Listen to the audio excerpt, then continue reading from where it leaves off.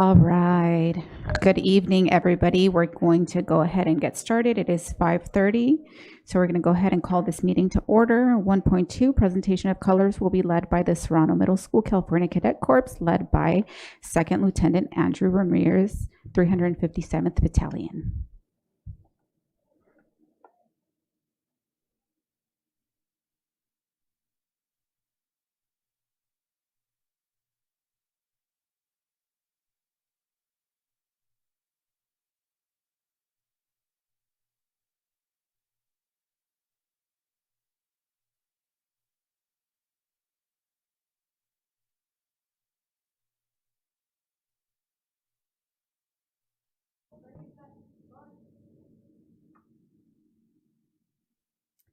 All right, at this time, I'm going to ask Mr. Senior Isaiah Daniel Suarez to please step up to the podium so he can lead us in the Pledge of Allegiance. Put your right hand over your heart. Ready, begin. I pledge allegiance to the flag of the United States of America and to the republic for which it stands, one nation, under God, indivisible, with liberty and justice for all. You may be seated. Not yet. Let's wait until they exit. Sorry about that.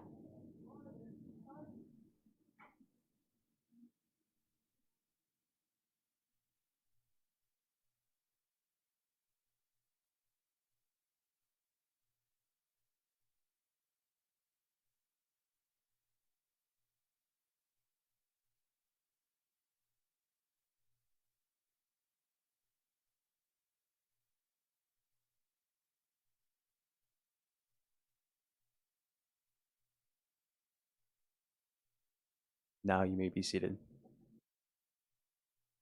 Thank you so much. Let's go ahead and give them a round of applause, please. Great job. All right, 1.4, approval of the agenda. So move. Second. Moved by Dr. Wyatt, second by Mrs. Alexander. Vote, please.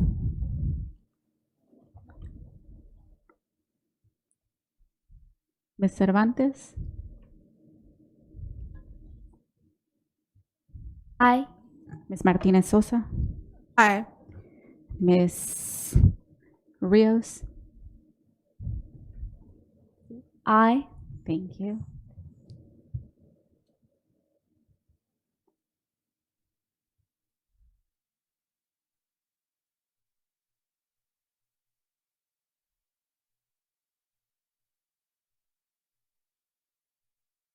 Okay, motion carries. 2.0, special presentations and recognitions. I will go ahead and now turn it over to Ms. Maria Garcia. Thank you, President Ceballos. Good evening. My name is Maria Garcia, and I'm proud to serve the district as Communications Manager. At this time, I'd like to invite Board President Ceballos, our Board of Education members, and Superintendent Mauricio Arellano to take their places at the front of the dais as we begin our special recognitions. Executive Cabinet members, please take your places along the ramp side of the dais.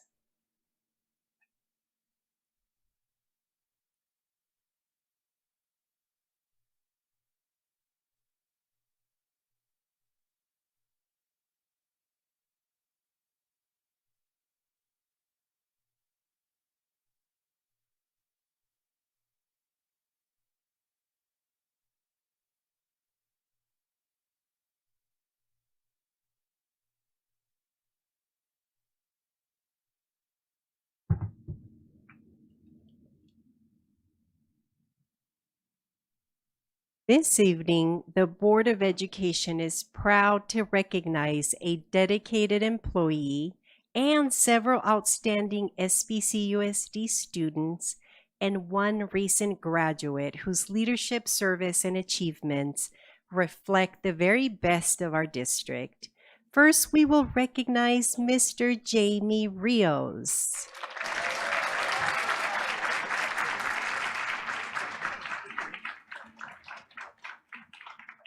We are recognizing Jamie Rios for his longstanding commitment to the Mr. and Miss Cardinal City pageant Jamie is joining us along with Principal Dr. Persaida Torres.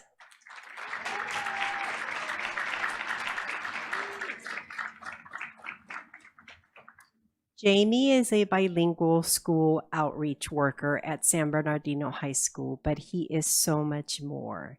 As many of you know, the annual pageant, which is coming up next month, is a cherished school tradition that celebrates student leadership, confidence, and pride in the Cardinal City community.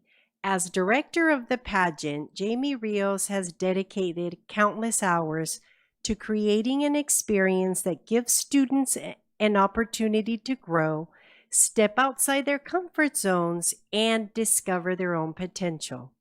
The pageant is about so much more than earning a title. It's about developing young people who can represent their school and community with confidence, character, and pride. Year after year, Mr. Rios has helped keep this special San Bernardino High School tradition alive, creating lasting memories for students and strengthening the sense of community that makes Cardinal City so special. On behalf of the Board of Education and Superintendent Mauricio Arellano, we thank Jamie Rios for his service to San Bernardino High School and his continued dedication to the Mr. and Miss Cardinal City pageant.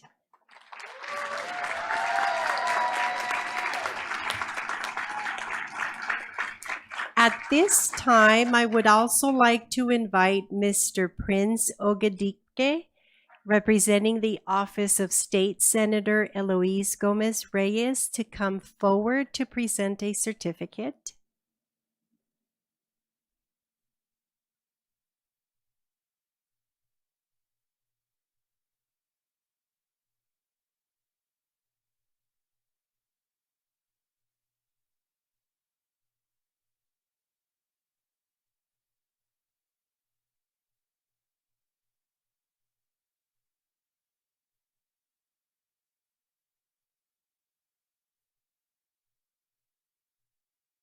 We are also fortunate to have with us San Bernardino County Supervisor Joe Baca Jr. Would you please join us up front?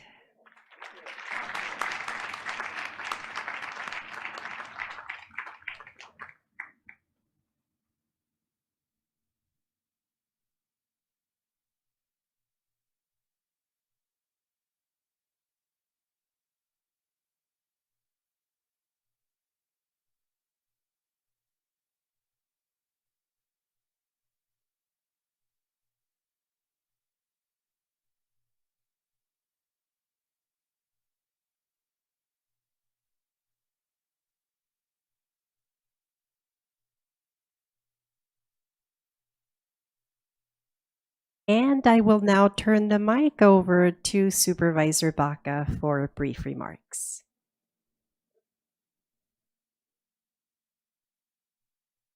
Well, thank you. Good evening, honorable board members, superintendent, community at large, and it's great to be here to honor Jamie Rios as a community bilingual outreach coordinator, but he's much more than that. And for those of you that have gotten to know Jamie over the years, he is Mr. Cardinal. And when it comes to San Bernardino events, if there's a water polo event, he is there. If there's a football game event, he is there. If there's a basketball game, he's there. If there's a championship football game, he's there. So he's very committed beyond this. And it's important that, you know, we have great teachers, but also our paraeducators and those that are support staff. And he loves his kids. He loves his community. And if you watch him on his social media, he's continually bragging about San Bernardino kids. And that's something that's important because we have great kids in our community that do great things, and he's great at highlighting them. We appreciate your commitment to our kids, our community, our county, and you truly make a difference in this city, this community, and we're just so proud that you've done great things in this school district, and we're honored to honor you tonight. Let's give it up for Jamie Rios. Thank you. I also invite the Mr. and Ms. Cardinal Court to join us.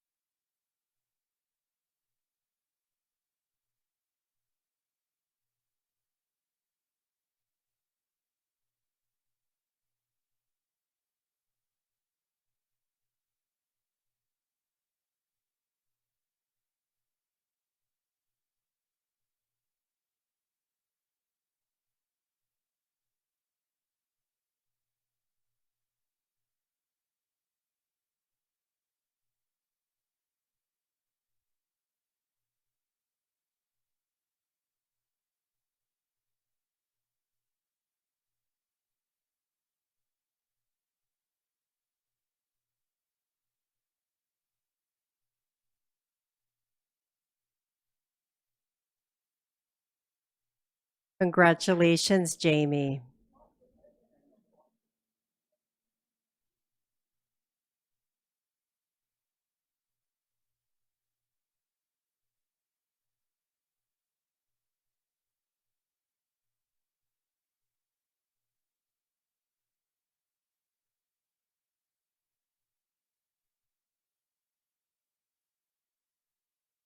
Our next recognition is for 3 exceptional young women from Indian Springs High School who were selected by Highland American Legion Post 421 to participate in the prestigious American Legion California Boys and Girls State Program over the summer.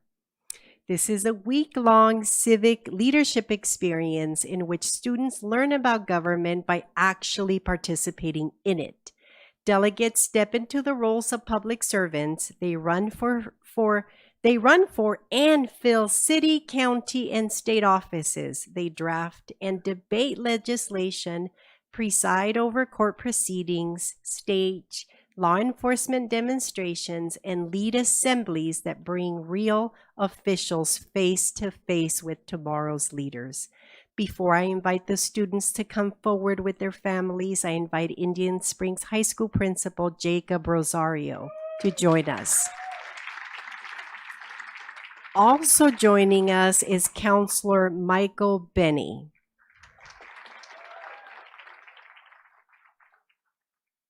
Our first American Legion California Boys and Girls State honoree is Aremi Martinez Sosa. You may recognize Aremi because she serves as one of our dedicated student board members. So you can already see this is a future lawmaker in the making. Next up is Mary Jane Rojas.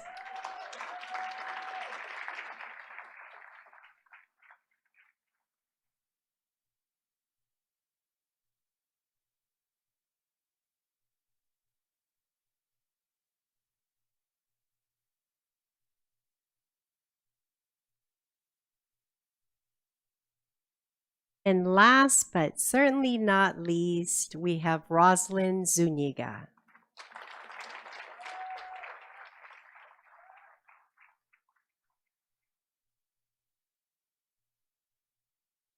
Congratulations to all 3 students for taking an interest in how our government works. Let's give them another big round of applause. And also thank you to the Highland American Legion Post 421 and Mr. Bill Chaddick, who is here with us.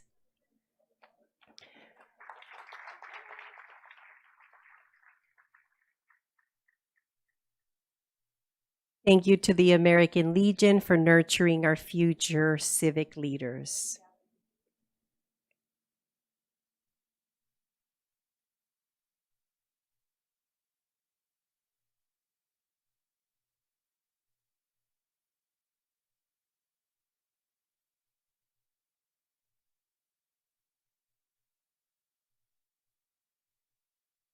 To each of our honorees, thank you for representing Indian Springs High School and the San Bernardino City Unified School District with excellence.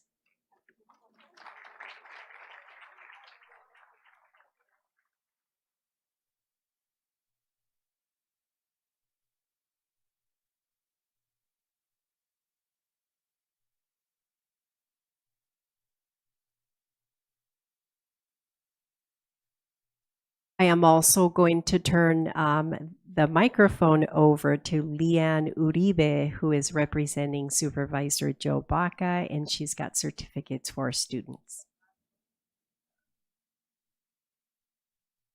Good evening. Thank you so much, Maria. So on behalf of Supervisor Joe Baca Jr.'s office, I also have certificates congratulating you guys and thanking you for your commitment to the community. So if you guys don't mind, I'll love to grab a picture with you guys as well.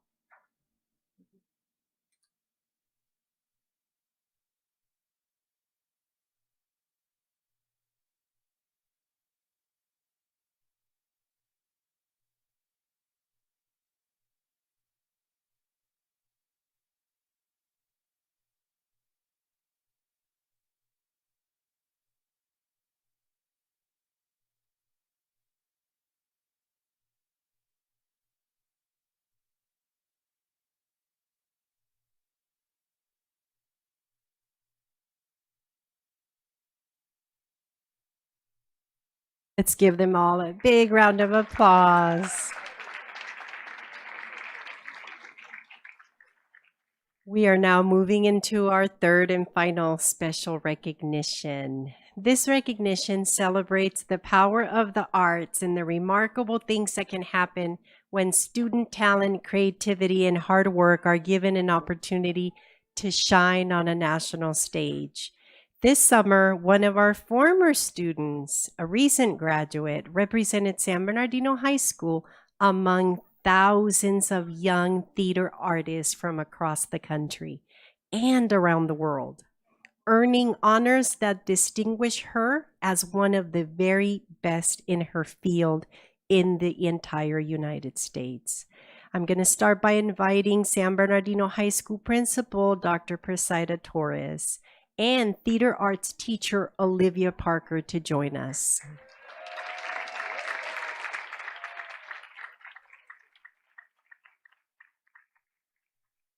We are so proud to recognize San Bernardino High School class of 2026 graduate, Miss Natalie Arciniega.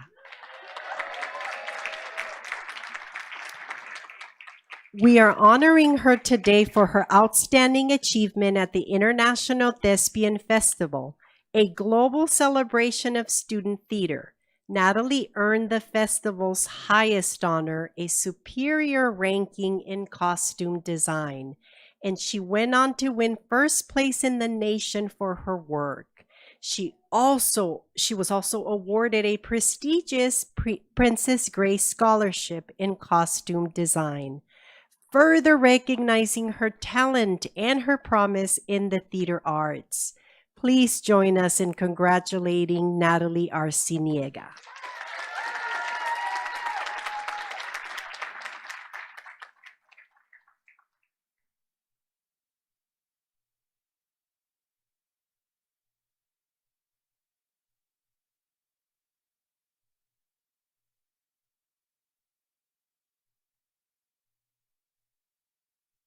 Congratulations, Natalie. We wish you well in all your future endeavors. This now concludes this evening's special presentations. Thank you, members of the board and cabinet. Would you kindly return to your seats on the dais? And at this time, I'll turn the floor back over to Board President Mayra Ceballos.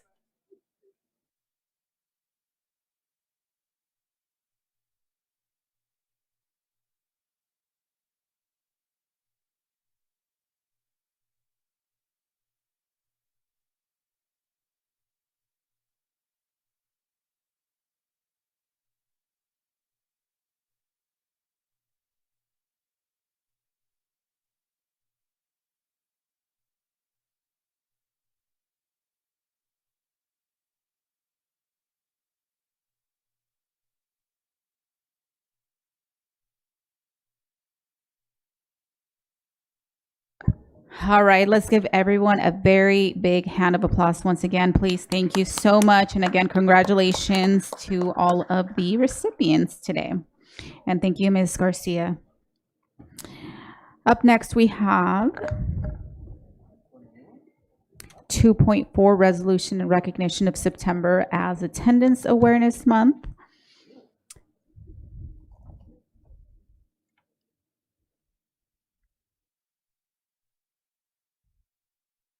All right, 1 second. Okay, there we go. Okay. And I will ask Ms. Cervantes if she can read that for us. Thank you.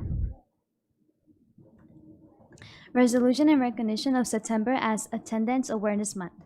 Whereas good attendance is essential for student achievement and developing the habit of regular attendance prepares students to succeed in school and career. And whereas chronic absenteeism most severely impacts low-income students and children with special needs, especially if they lack resources to make up for lost classroom time at home. And whereas the San Bernardino City Unified School District dedicates resources and attention to reducing chronic absenteeism and partners with families, parents, and school leaders to make attendance a top priority because of every day that students miss school. They are also missing out on learning, social interaction with their peers, and so much more. Therefore, be it resolved that the Board of Education of the San Bernardino City Unified School District recognizes September 2026 as Attendance Awareness Month, and be it further resolved that the Board of Education recognizes a greater attention is needed to improve students' attendance and hereby commits to reducing chronic absenteeism to give children an equitable opportunity to learn, grow, and thrive academically, emotionally, and socially. Thank you. Thank you. Can I get a motion? So moved. Second. Moved by Ms. Rosales Medina, second by Dr. Wyatt. Vote, please. Ms. Cervantes? Aye. Ms. Martinez Sosa? Aye. And Ms. Rios? Aye.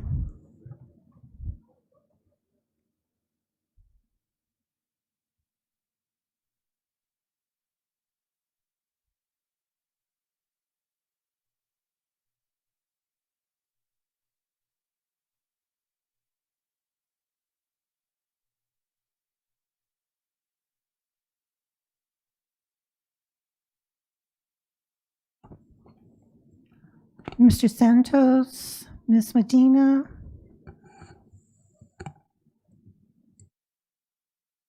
Motion carries. 2.5, resolution in recognition of Hispanic Heritage Month. And may I ask Ms. Martinez Sosa if she would so kindly read that for us, please?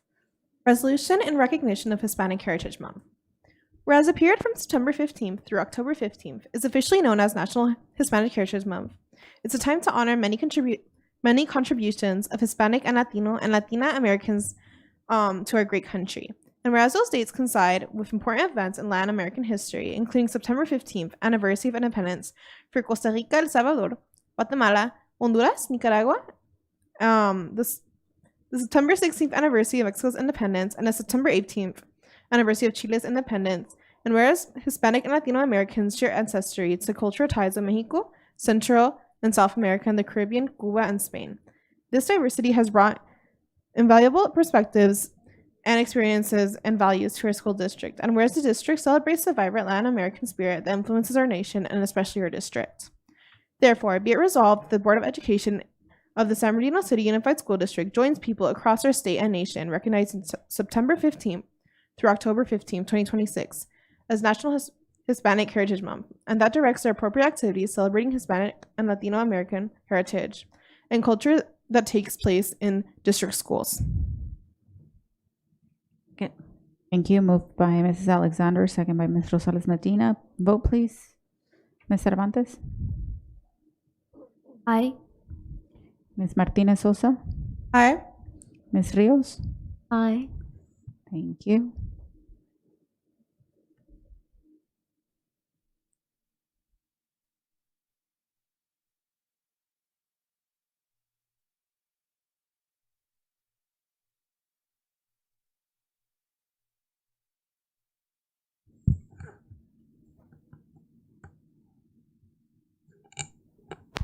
Ms. Medina,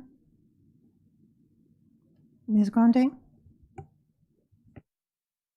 Thank you. Motion carries. 3.0, public comments. 3.1, receive public comments.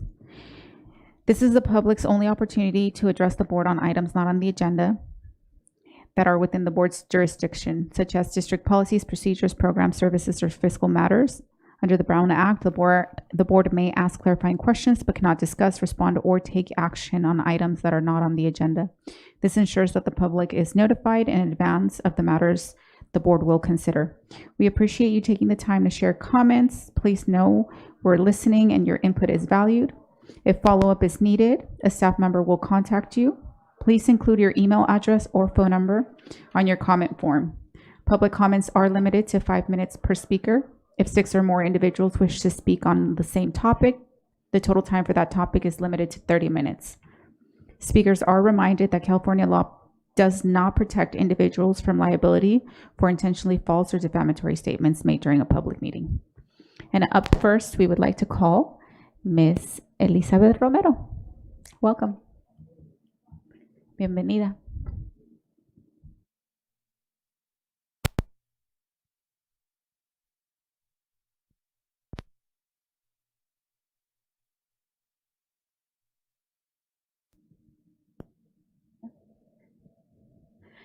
Hello, good evening. My name is Elizabeth Romero. I'm the president for DLAC. And just I want to come here because, you know, it's important for us, the involve to the parents at DLAC.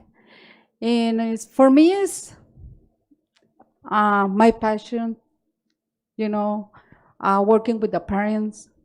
And it's important for us present the board.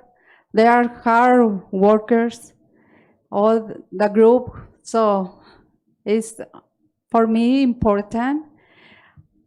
Sorry for my English, but I'm trying to be scout difference, you know. Yes.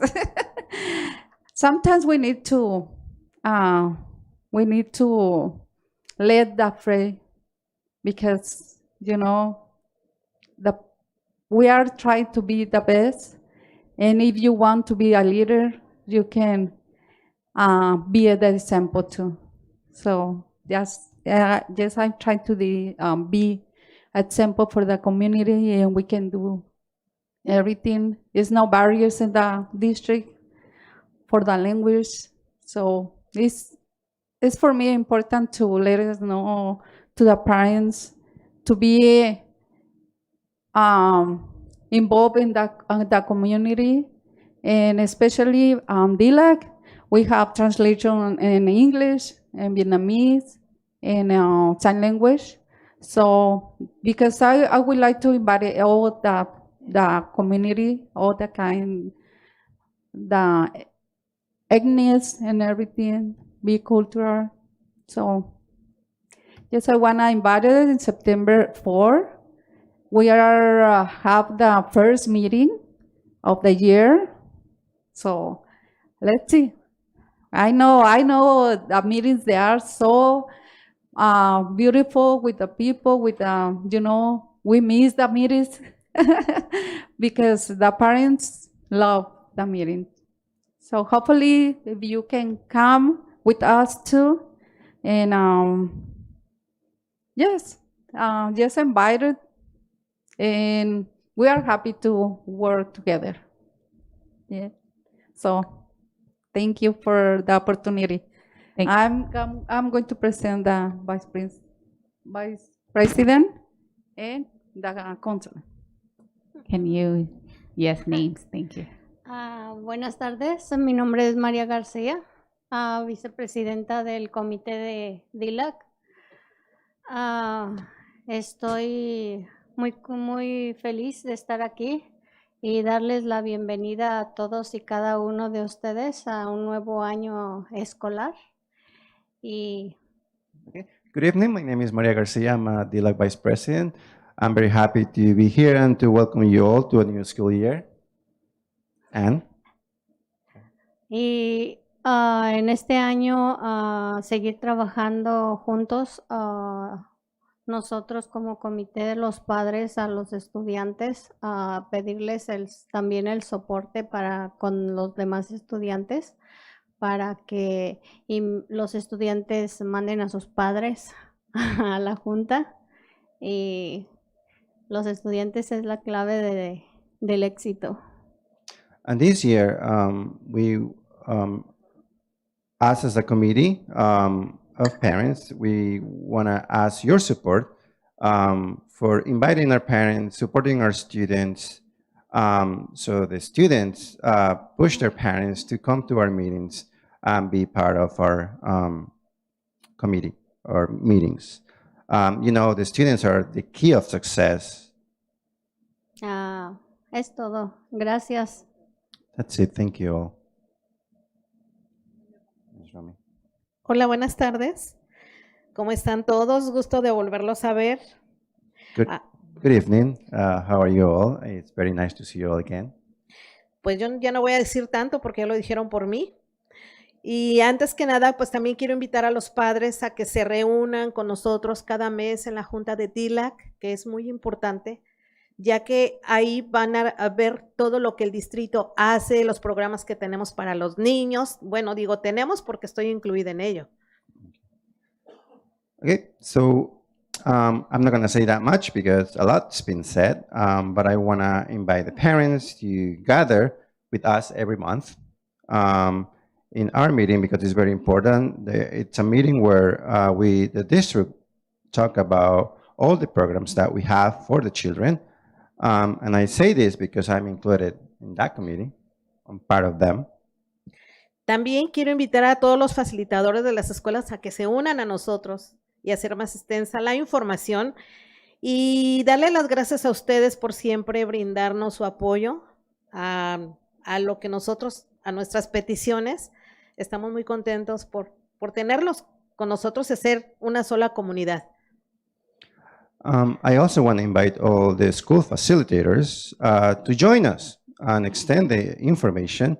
And also thank you all for giving us the support with all our petitions. We are very happy for having you with us as a community in a whole. Y solo quiero decir que comunidades unidas jamás seremos vencidas y adelante todos y los esperamos en este nuevo año escolar. Y muchas gracias y gusto de verlos a todos. Y me puse muy nerviosa. I also want to say that united community will never be defeated. We hope you join us in this new year. Thank you very much. And I also want to say that I was a bit nervous today. Thank you. Well, I just want to say, solamente quiero decir, great job, Ms. Romero. I really appreciate you coming up here and, trying to speak English and not being, embarrassed or afraid. It takes a lot of courage. Let me just say that. So good job. You're setting a good example for others to come along. So good job for that. Y señora Romy, usted forma parte de la comunidad, so sí, nosotros, dígalo con, you do form part of the community, so say it with pride. And you couldn't even tell you were nervous. Good job, ladies. Thank you for always coming at the beginning of the year, at the end of the year, DLAC, always coming and representing. We appreciate you.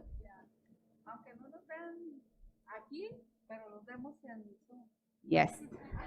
So even though we're not here presently, most of the times we always watch the board meetings through Zoom. Y señora María, bienvenida. Mucho gusto. Have a good one. Yes, let's give them a round of applause. These amazing, amazing ladies volunteer work that they do. Up next, we have Miss Elena Puga. Welcome.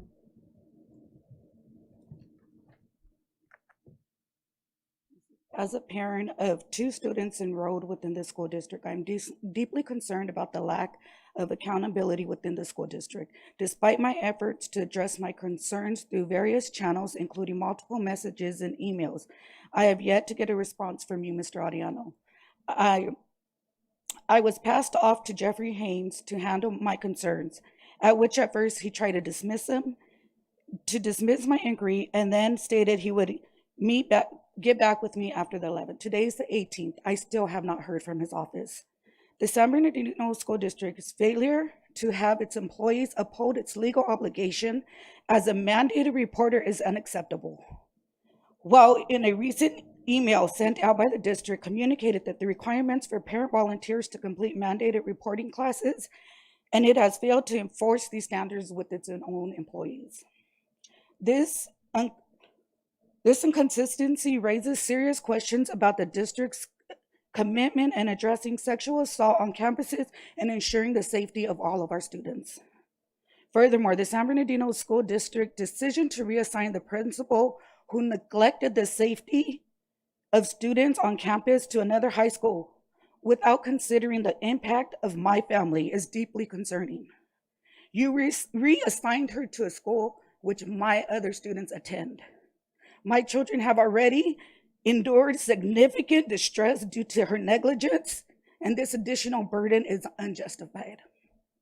I urge you, Superintendent Ariano, to convene a meeting with me to address all of my concerns as a parent of 2 students currently enrolled within the school district. Thank you, Ms. Elena. Okay, 4.0 reports, comments by union organizations. 4.1 San Bernardino Teachers Association. No report. 4.2 California School Employees Association. No report. 4.3 Communications Workers of America. No report. 4.4 San Bernardino School Police Officers Association. No report. Thank you. 5.0 closed session. 5.1 closed session public comments. Do we have any? We do not. Okay, thank you.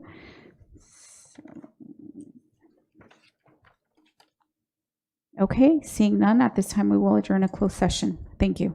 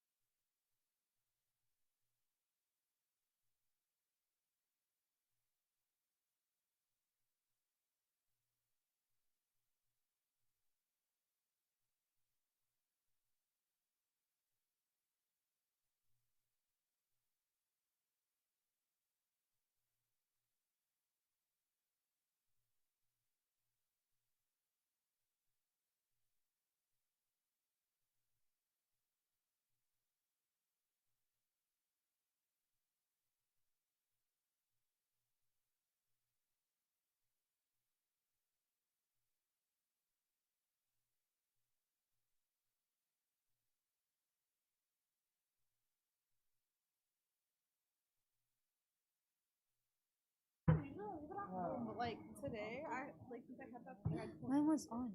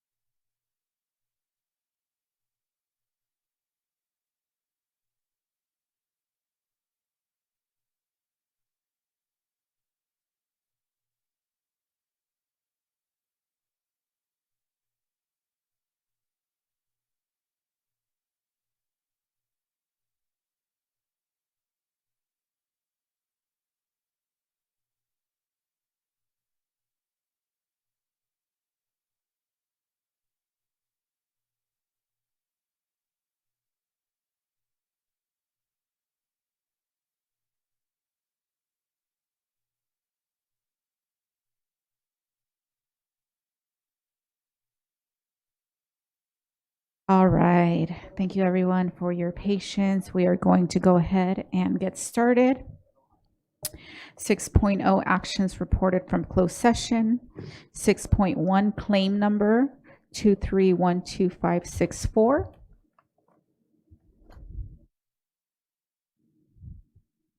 Can I get a motion? So moved.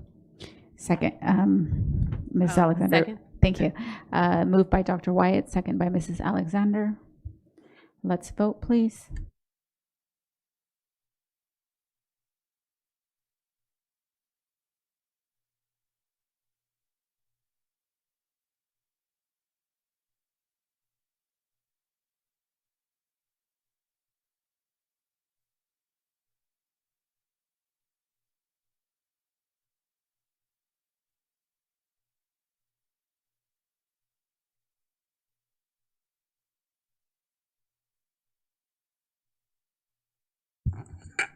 Ms. Ceballos? I selected it.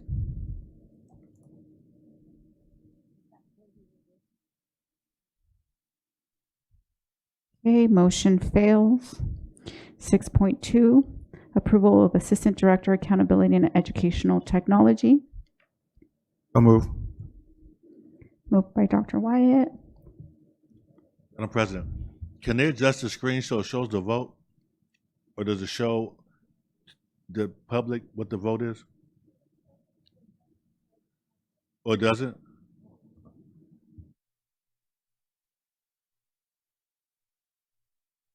Since we changed to this new technology, it hasn't been showing up there. Yeah.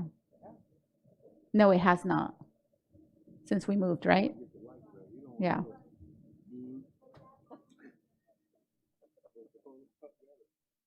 Oh, okay. Yeah. Okay, 6.2, approval of Assistant Director. We said we had a motion by Dr. Wyatt and who, I'm sorry, who seconded that? Second. Mrs. Alexander.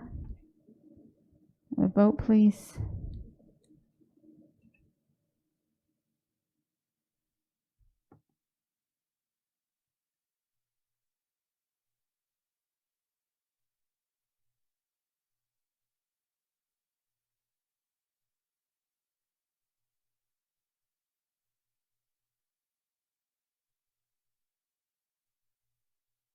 Ms. Ceballos?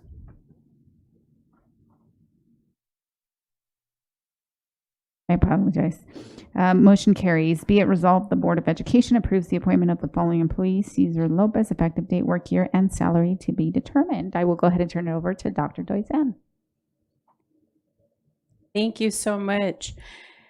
This evening, it's a pleasure to bring to you our new Assistant Director of Accountability and Educational Technology, Mr. Cesar Lopez. Mr. Lopez brings an extensive SBCUSD experience, strong technical expertise, and a systems-focused approach to leadership. His professional demeanor, collaborative leadership style, and commitment to teaching and learning were evident throughout his process as he engaged in this process. He demonstrated a strong ability to use data to guide decisions, lead change, build stakeholder capacity, and align people and systems with district goals. His depth of knowledge and experience leading district-wide initiatives make him a strong candidate for this leadership role. At this time, I'd like to welcome Mr. Cesar Lopez.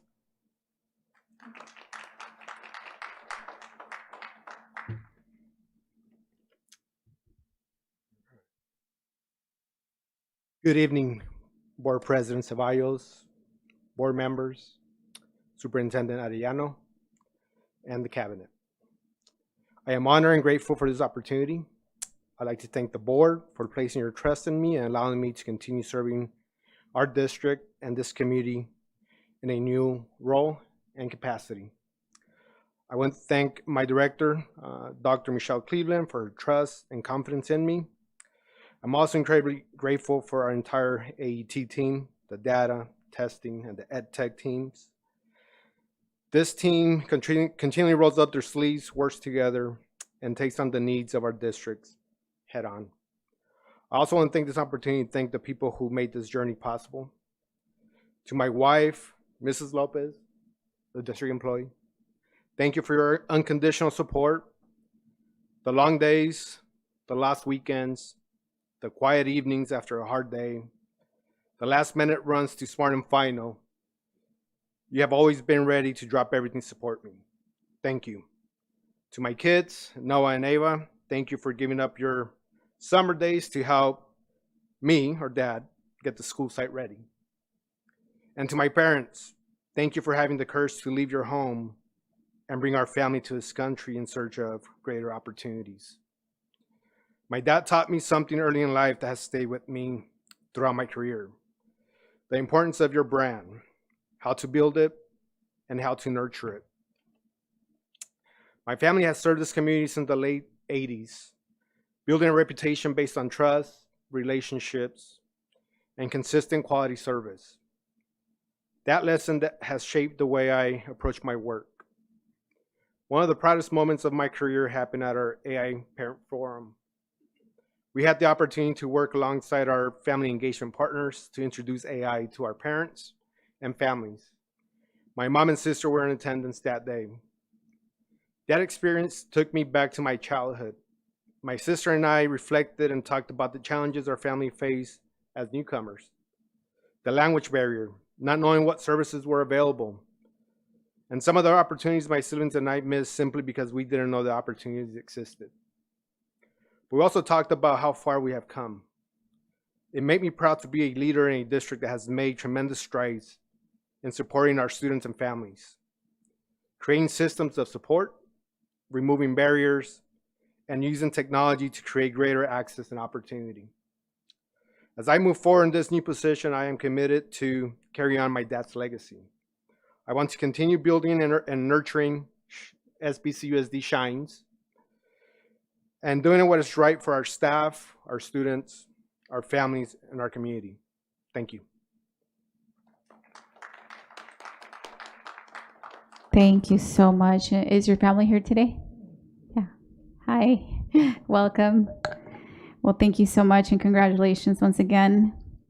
6.3, approval of Assistant Director of Categorical Programs. I'll move. Thank you. Moved by Dr. Wyatt, second by Mrs. Alexander. Vote, please.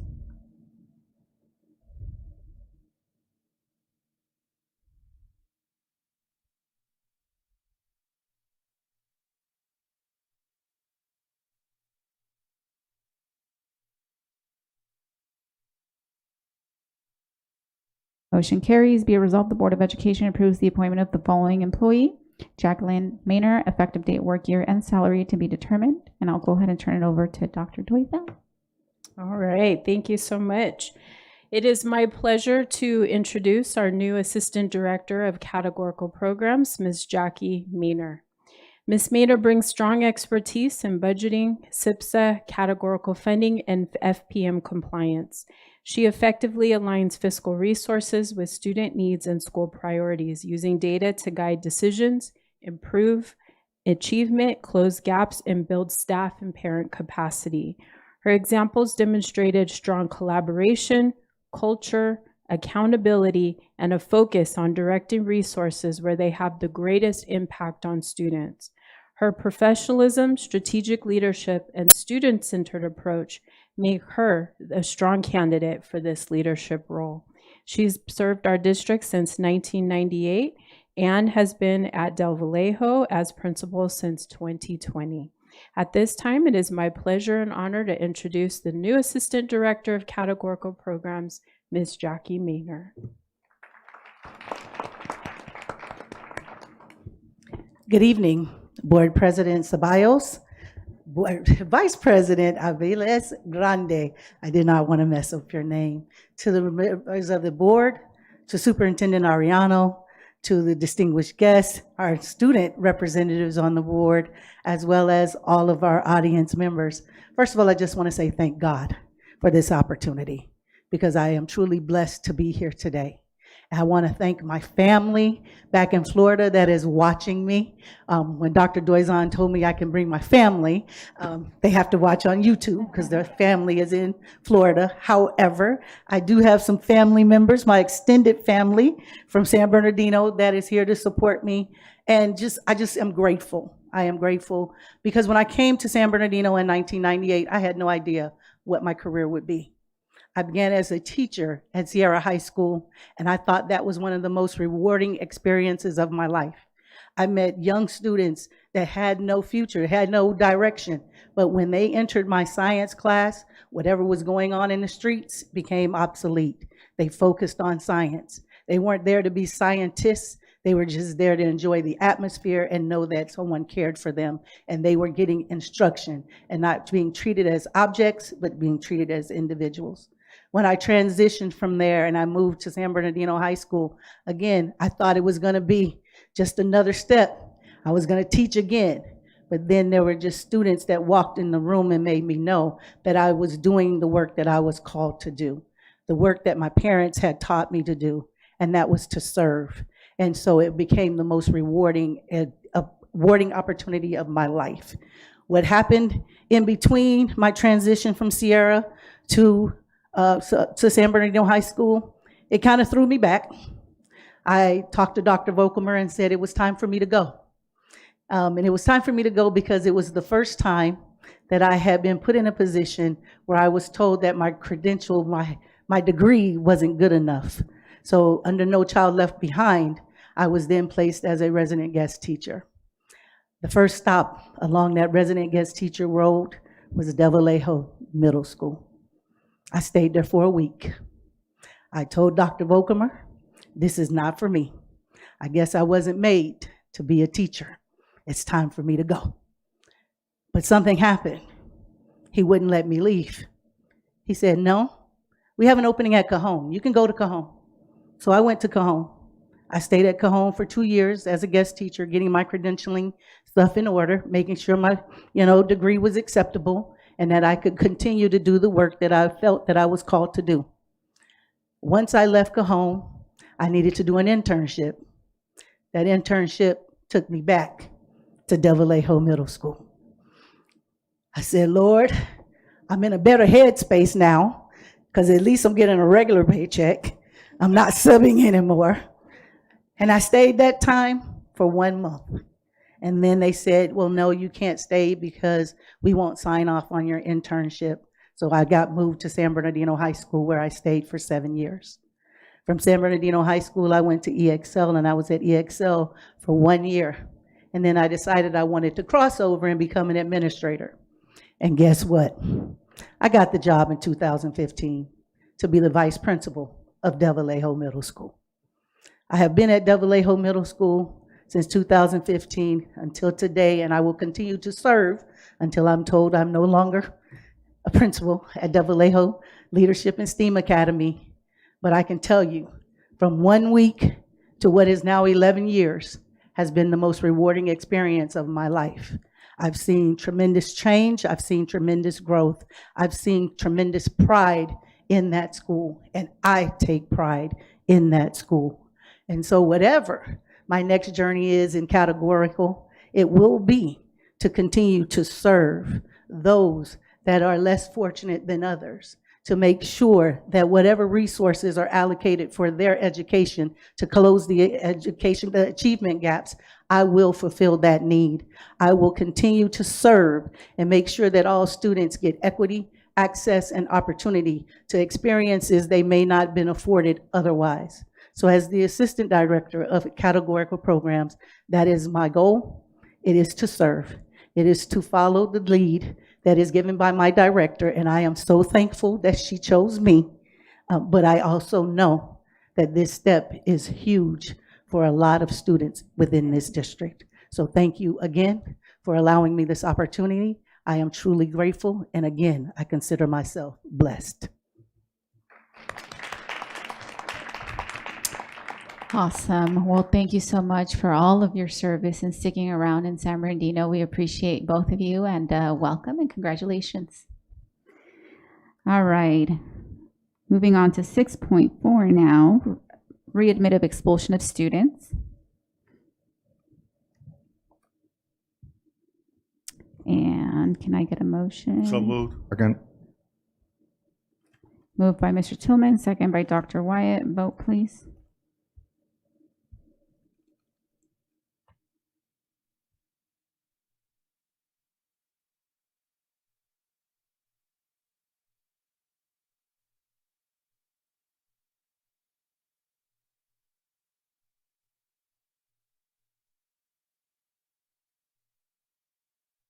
Okay, motion carries. Be it resolved, the Board of Education readmits the expulsion of students. The Board of Education authorizes the readmission of the following students with the identification numbers as indicated below to schools of the San Bernardino City Unified School District in accordance with board rules and regulations and in compliance with Ed Code Section 48900.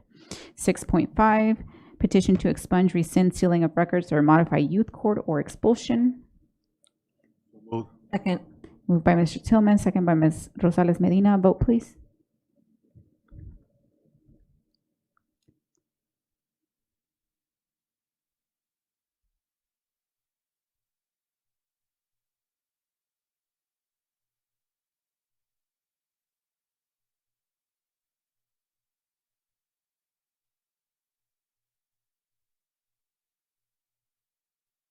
Ms. Medina?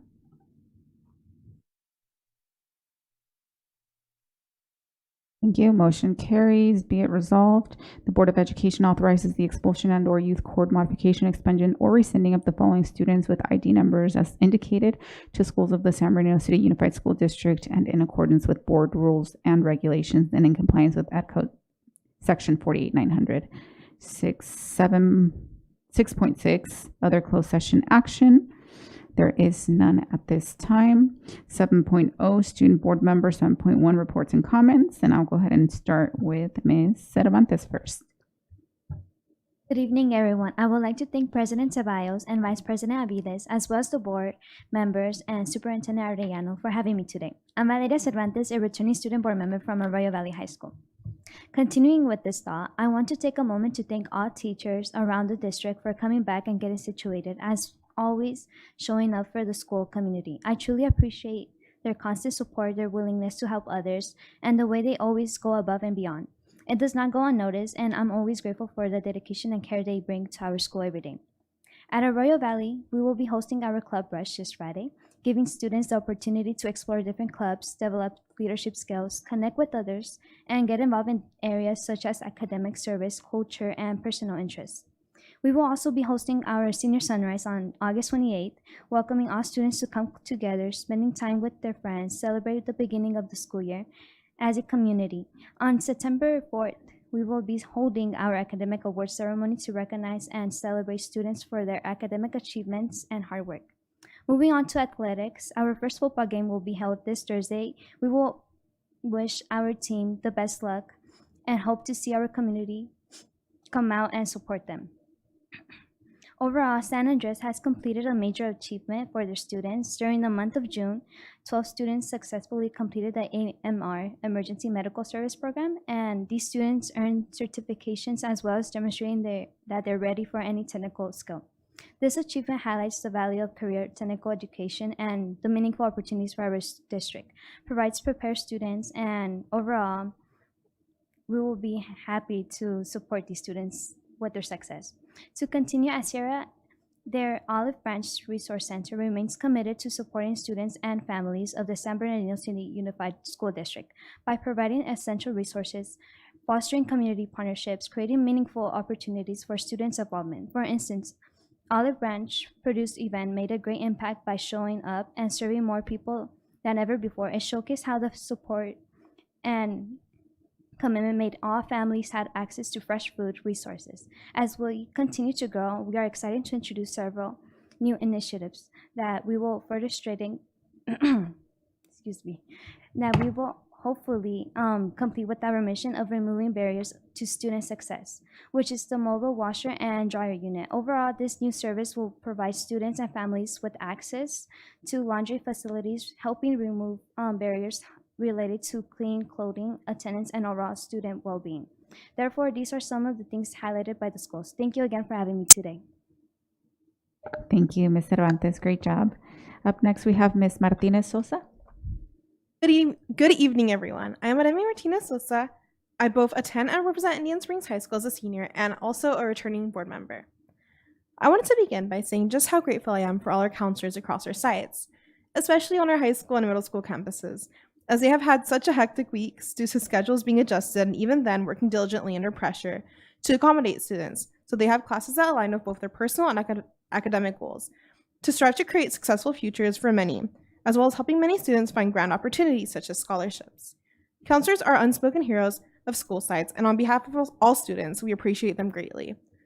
I also wanted to give a short shout out to the sponsoring post of Highland for giving us the opportunity to go to CBGS, or better known as Boys and Girls State Legion. Their motto is "A week that shapes a lifetime, developing tomorrow's leaders." And I don't think it could have been worded in any better way, because in that program, we were given 1 week to figure out a lot of the political climate. And that kind of introduced us into many important things in the decision-making process. Now, at the school sites themselves, I wanted to begin with Indian Springs High School. At my school, we have kicked off the year of celebrating our seniors' last first day with a photo booth held by ASB and Yearbook Club. Many students have also wrapped up their summer dual enrollment courses, in which students can earn college credit while attending high school through online courses on San Bernardino Valley College, setting them up for success. We also held our Back to School Night, better known as Back to Pack Night, in which we showcased many clubs, sports, and classes which students could involve themselves in, spreading awareness to both parents and students through games, attractions, handouts, and food trucks. There is also auditions for Dramas Club upcoming play. And also, there's going to be an upcoming senior sunrise, in which you are able to get a coffee truck to make memories, and a lot of times where seniors can cherish their memories in high school, with a spirit week also to show our school pride. Additionally, at Middle College High School, elections for school site council are currently being held. The results will come out on August 18th to represent a voice within their schools at the site level. I wish the best of luck to all the candidates running. They are all putting out their best work, as well as the school also having their first official Spirit Week of the year to demonstrate their school pride as well. They also held a Back to School Night on Thursday, which students of all grades attended. This gave the teachers and parents an opportunity to meet one another and build trust. Lastly, at Pacific High School, during their first week of school, they held a pep rally which showcased important people, such as staff that helped the school to be orderly, as well as their color guard program making a comeback due to not being in session since before COVID-19 pandemic, which highlights the innovations to better help student experiences. They also held a successful Back to School Night that demonstrated many clubs, in particular SST, or Students Stand Together project, in which it teaches students about civic engagement for students to learn about their political climate, social changes, and they will also be having their first football game of the year this upcoming Friday. They have also already taken photo IDs to prepare yearbooks and data changes. And then for SLAC, we are currently gathering students for SLAC, or Student Leadership Advisory Council, in order to properly represent high schools and middle schools throughout the district. In order to make sure students are part of the decision-making process, this program is amazing in building leadership within young scholars to better their communities. Thank you all for your time and have a lovely evening. Thank you, Ms. Martinez Sosa. Also, great job. And last but not least, Ms. Rios. Good evening, everyone. My name is Salem Rios. I am a senior representing and currently attending San Gregorio High School. I want to start off by saying how thankful I am for the crossing guards. They always make sure that every student is safe on the road. I want to put some input as to what summer looked like for Educational Talent Search students. ETS for short is a program that is offered to high schools around San Bernardino to help navigate low-income students in their processes throughout the college application. This summer, I was part of the NorCal trip that we had in early June. We had a NorCal trip, and basically we went to UC Berkeley, UC Merced, UC Santa Cruz, and many more four-year colleges located around Northern California. Seniors also had the opportunity to stay at the UCR seminar program for 3 days. This program allowed students to get a head start in learning about the California college system and the requirements to apply. Shout out to ETS for always making sure that our students have an amazing experience and get to connect with others. At San Gregorio High School, we had a great start with Back to School Night. Many teachers and counselors were there to interact with the parents and get to know more about what students will be learning this year. We had a group of students play representing the orchestra and other students representing the jazz band as well. Our school site council nominations have been running since August 11th. This is a great opportunity for students to have that leadership role experience, reviewing school funding, setting goals for student achievements, and so much more.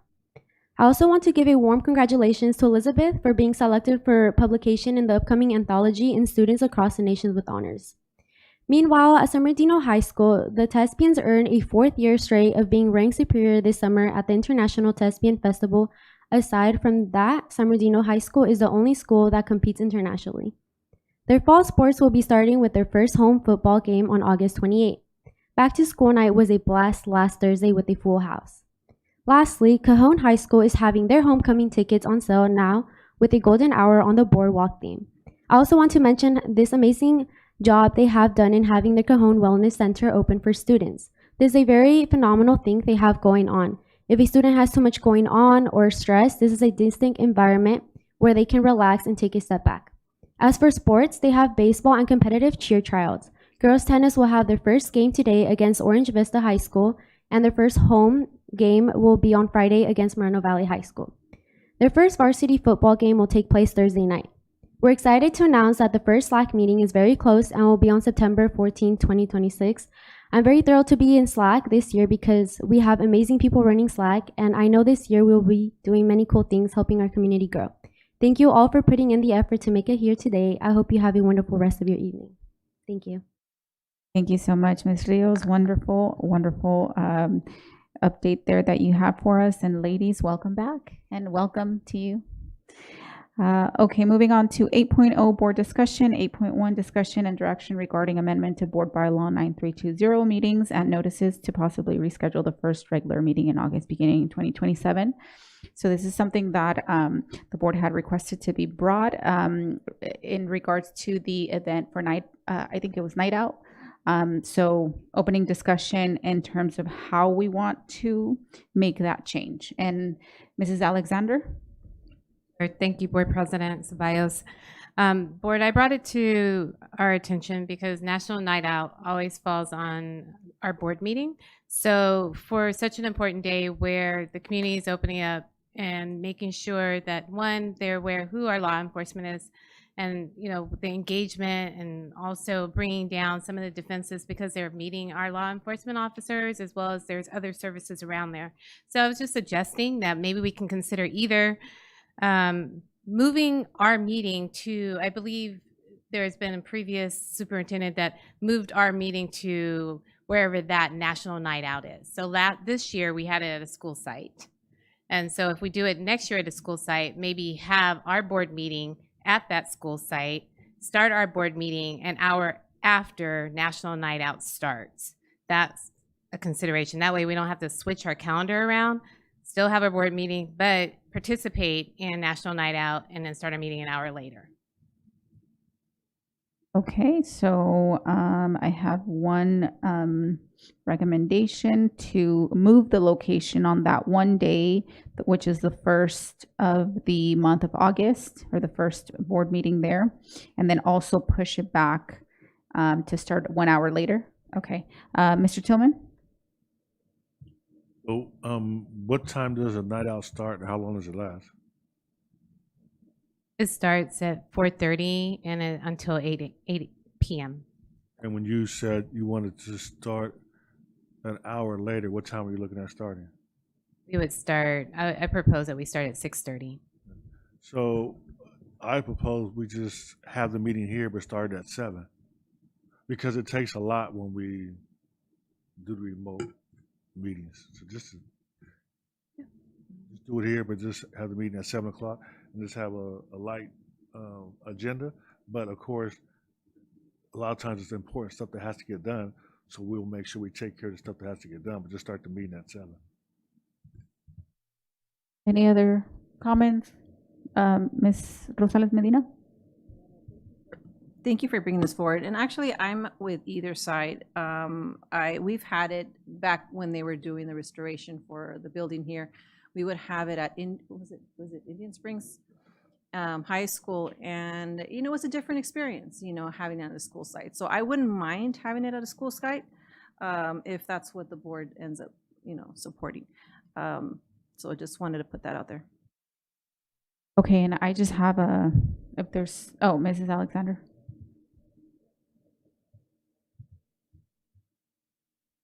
I just wanted to add it in there. I did have a conversation with Chief Gutierrez, who mentioned that this is what we've done previously, but I'm open. I just want to let you know I did kind of do my homework. No worries. Back to Mr. Tillman. I just would caution, if we do it at the site, it sounds like this is a big event. So if we like take over we used to use the gym or the multi-purpose room. If we take that over, that might hurt them in terms of them not being able to use it because we're there now. Just, and then it won't be convenient for people who want to come to the meetings because they'll have to contend with the traffic and the parking, and it won't be convenient for, if there's something going on and people want to come to the meeting, it would interfere. Thank you. And then I just have, I had a couple questions. I looked up a couple previous year flyers, and I think that the hours kind of varied a little bit. So I think the last year was from 4:30 to, I want to say 4:30 to 7:30 or 4:30 to 8. And then there was another one that was like from 4. So is that usually, and well, that's one question that I have. Like, is it usually consistent in the time, or does it vary? And then the other question that I have is, who actually puts that event together? Is it our district? As president, for us, we put it together. The start time has varied. It just really depends on where we're actually doing it. We did it at Riley, and we set the time for 4:30 because we know there are parents picking up their children sometime from the program, and they want to stay. So we kind of base it off of that. We'll be consistent with the time going forward, and we'll be consistent with Riley as the location going forward. Okay, thank you for that. And with that question being answered, that we do put it together, I haven't attended one of these events, so I'm assuming it's in partnership with other organizations like the city or. So San Bernardino Police Department, they do their own at Lido Creek. Okay. We do send a representative to support that event. We did it at Riley, and then we also had like Department of Behavioral Health. A lot of the other partners who can't also make it over there joined us to support us here as well, because the students can't all make it to Lido Creek because of the distance. They don't have the transportation. If they try to walk, it's too hot. But for like Jones, for Brown and those schools that are close, Riley, it makes sense for them. They're able to get there. Got it. So then it is a district event then. And so the other question that I have is, are we fixed on that date to be the national? Okay. Yes, ma'am. That it's yes, it's done nationally across the state on Got that day. it. Yes. Okay. Those were my questions. So I appreciate the the feedback and the responses. So at this time, then I don't know if there's anybody that wants to make a motion for or not. I'm sorry. There's no vote. I remember. So maybe consensus. Are we saying that Board of Ed starts 7 p.m.? Are we good with that? Yeah. Board of Ed, 7 p.m. Yeah.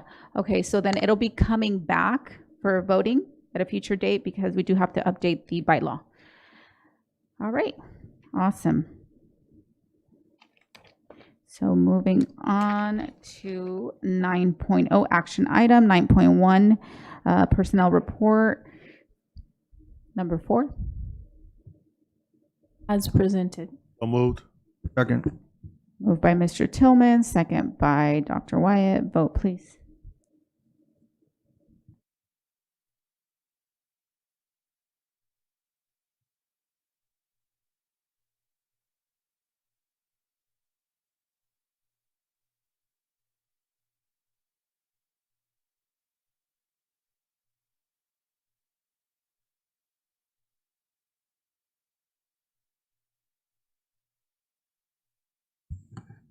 Mrs. Alexander?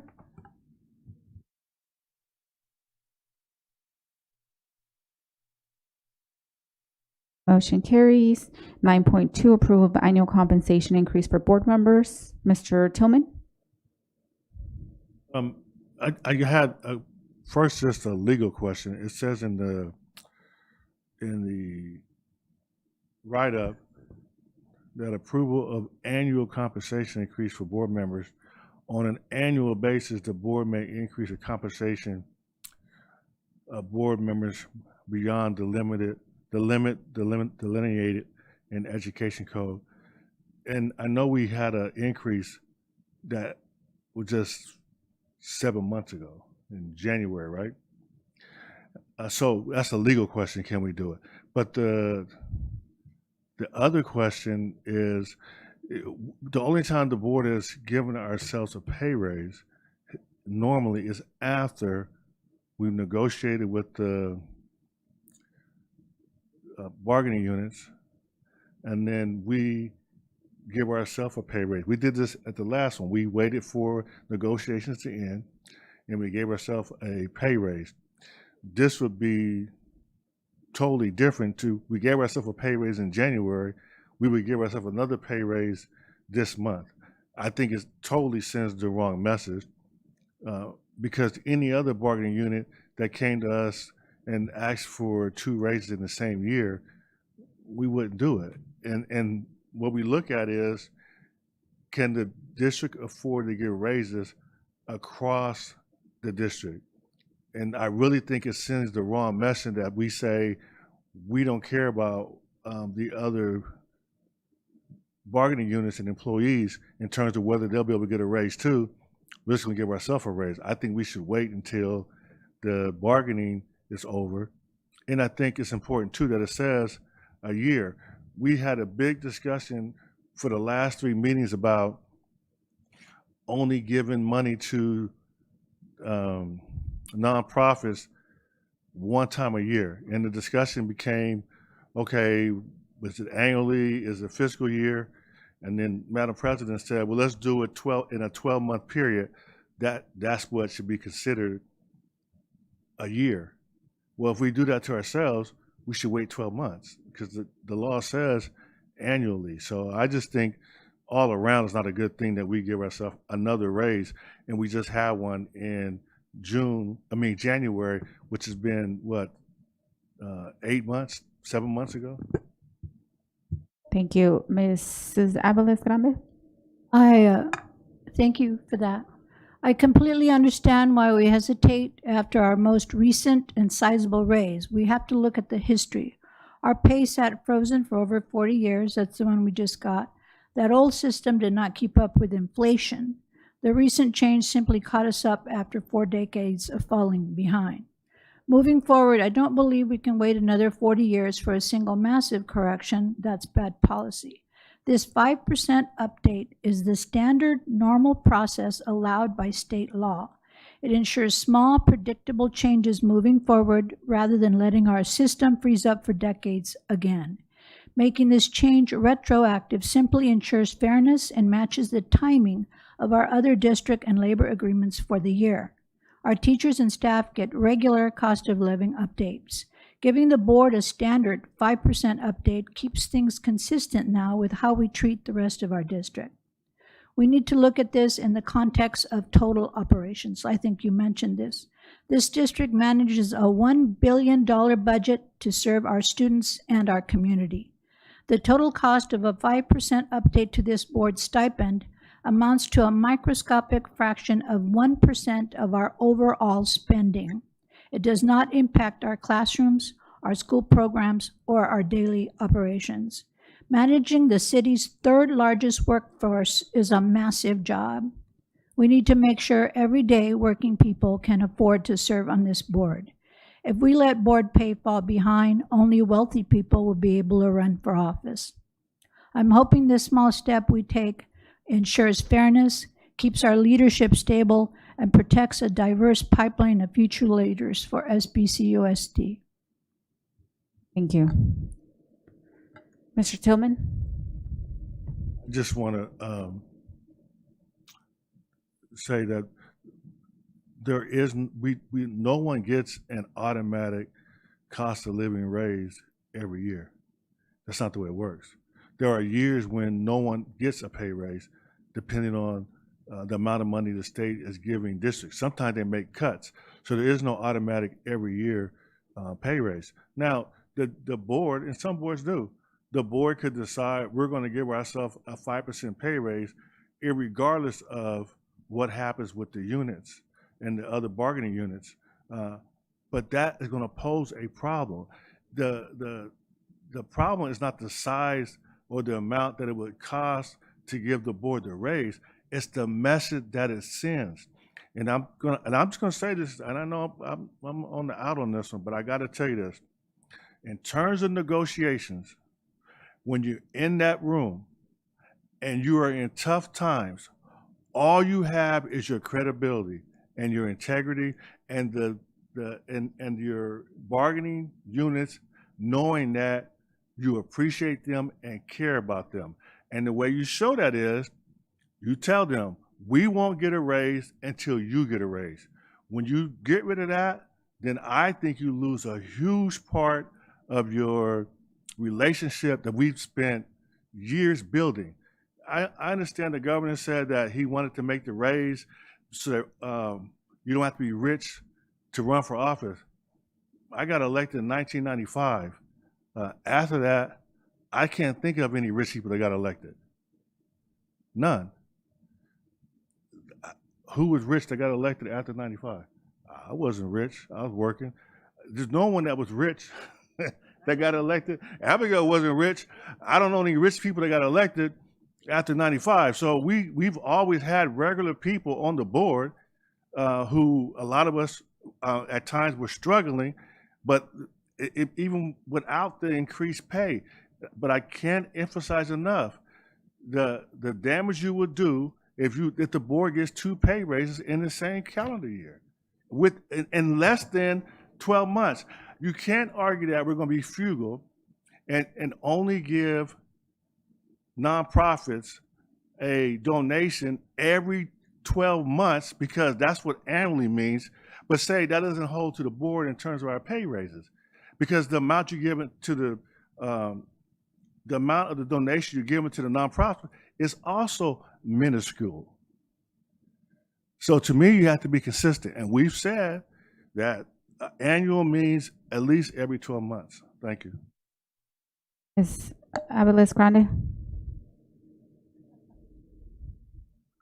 Okay, I just want to mention that while many neighboring California districts issued mass pink slips to close severe deficits, our district handled its staffing changes through internal reassignments, natural attrition, and utilizing existing vacancies. Our layoff notices initially issued were only 37, and employees who actually lost jobs were 0 because the district confirmed, and I think Mr. Terry told me this, sent me an email, that no tenured teachers or permanent personnel lost employment. The only positions entirely eliminated were 12 vacant or unassigned positions, and they were cut from the budget rather than laying off workers. These included 3 bilingual clerks, 4 recreation aides, 2 instructional assistants, 1 computer specialist, 1 microcomputer specialist, and 1 instructional aide. 2 teachers were successfully reassigned to open classroom slots. The remaining teacher notices applied to probationary employees with fewer than 2 years at the district. 16 non-teaching employees had their working hours adjusted rather than losing their positions entirely. So they went from like maybe an 8-hour to 6-hour. I feel comfortable meeting our people knowing that we did accept a raise, and if it's retro from year, and I'm going to go ahead and say yes, because I was a teacher and I was given a raise just about every year except for the really tough times. And I think if we were to come to tough times, Mr. Tillman, I think that would be the first one to say, let's hold off on any more. But I feel good. I feel that we have done a wonderful job, and I'd be proud to be able to say, yes, we passed it. And I don't see anything wrong with it. Thank you. Okay, Mr. Tillman, before I call you, you've commented twice. Ms. Abeles has commented twice. Before we continue to move forward and continue to discuss, I just, have one question. Are we able to, it sounds like the question that Mr. Tillman is bringing forward, do we have a response for that? First of all, do we have the legal basis to do that? Does anybody know? We do not have a legal interpretation as to the definition of annual, whether it's fiscal or calendar, because the law specifically just says annual or yearly, I think is what they said. So we would have to get a legal opinion, if the board so wishes, on what the intent was of that term. So I think that's where we need to kind of pause first and go back. So I would motion to table it, and maybe bring it back after that. Go ahead, Mr. Chairman. I think this is important to be said, though. Right now, LA Unified is in tough straits because they gave out big raises and they had the potential of being taken over by the state. Sacramento Unified is in the same predicament.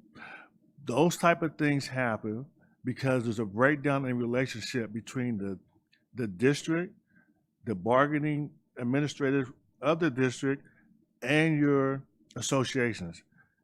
You take for granted, I've been on the board for 31 years. We've never had a strike and we've never had a walkout. And the reason why we had the situation that Ms. Abeles Grande quoted in terms of being able to move positions is because the unions agreed to accept a raise that is reasonable.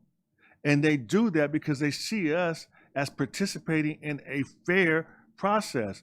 As soon as it gets out that they feel like it's not fair, that's when you're going to see the consequences of this action.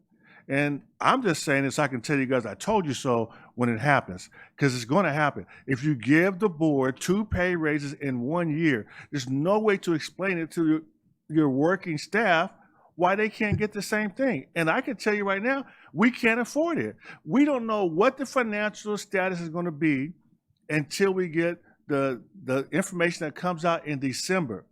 We've been lucky that we have a relationship with our associations that they allow us to get that information before we move forward on bargaining. If we break that trust, it's going to cause problems. Thank you, Mr. Tillman. And I'll just add myself that, I appreciate both of your comments and, the concerns that are being raised. And I just want to say that I would respectfully disagree, Mr. Tillman. I think that as a board, we are very transparent and we try to be very transparent. And the fact that it's coming back, we could have been a board that did it when we did the raise. We could have just attached the 5% at the time, right? So I don't see it as, the relationship, being severed. We are opening it up. We're bringing it before the board. We're, discussing openly. And, when it comes back, the board will vote the way the board will vote. But I just want to add and say, I think that that wouldn't make the board unfair to our union partners or even the staff. I think we've been very generous as a board, taking care of, employees and students alike during all times, difficult times and not so difficult times. And so, again, thank you so much for the conversation. I really appreciate it. And lights on for Dr. Wyatt. Thank you, Madam President. I agree that it's good to get a legal opinion, not just now, but anytime, we have a decision like this, should be on a legal basis. And, what I'm going to ask, and, this is my request, is I'd like to know how many times we did get the 5% raise over the years, because I know we haven't many years since I've been here. We haven't taken it or asked for it every year when I know our collective bargaining units did get raises. Because I can't think of a year that they haven't got a raise since I've been here in 11 years. We've been extremely generous, but we've also been very wise, fiscally prudent. That's why we're not in the position that LA Unified School District is in. They have declining enrollment, we have declining enrollment. But we've been very, very wise with our negotiations, and I would say we've been very wise with our personnel in regards to not hiring and making sure that positions are dissolved to attrition. So I know we'll continue to do that. I know that this board is very, very fair to our collective bargaining units. I don't think we ask for much, but I want to know how many times we have gotten a raise and say I've been here 11 years. If you want to go back farther, I would say look at maybe 15 years, see what that looks like. And I think that will speak for the board as well, saying that we do not ask often. And then the raise we just did get, that's a rarity that hasn't happened in 40 years. 40 years. It wasn't like we went saying we need a big raise. It wasn't that. That was just trying to bring us up to speed for the cost of living. You know, I'm not gonna lie, I thought it was very gracious that we were able to get that. I appreciate it because I know how much work we do, and I will speak for most of us here. When we're at events all the time and we're going throughout the week and the weekend, people think, oh, it's just, you know, you're on a board and that's glamorous. It's not. It's work. Don't think it's not. You know, but it's work we want to do, that we love to do, we're passionate to do. But I know there's times when I've put in 40 hours just for this job alone, let alone my other job. So I don't ask for that compensation. I never have up until this last year that we were offered that opportunity. So I would say I've been in the negative every year until then. So thank you. Thank you so much. So ladies, we have the 2 questions. Awesome. Thank you. So I have a motion to table it. Can I? Second. Second by Mr. Tillman. A consensus? Okay. Yes, yes, yes, yes. Awesome. All right. 10.0 consent list, 10.1 approval of consent list. Moved. Second. Moved by Mr. Tillman, second by Ms. Medina, Ms. Abigail, Ms. Rosales Medina, sorry. Is there any items to be pulled? Okay, seeing none, vote please. And I believe our student board members do vote on this. Ms. Cervantes? No?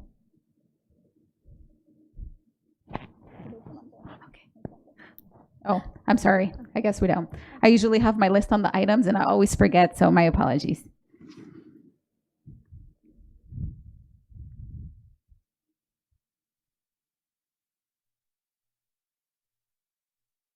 Mrs. Alexander?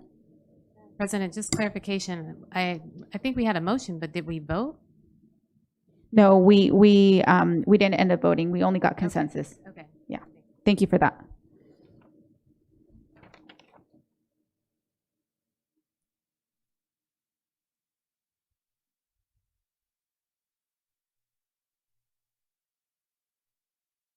Ms. Alexander, Ms. Medina?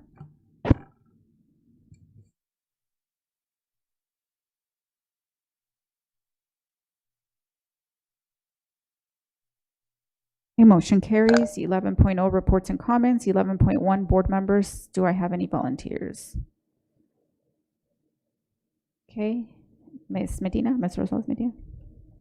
Yes, I was this is a question for the district and just regarding parent engagement and parent volunteers.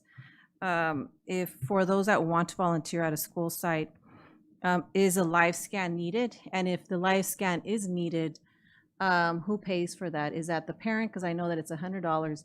Would it be the parent who pays for it, or is that something that the district provides?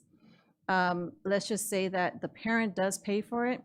I know in my earlier years, that would have been a struggle for me to volunteer for having to pay live scan in order for me to participate. So I'm just curious. I don't know what that, if that's the case.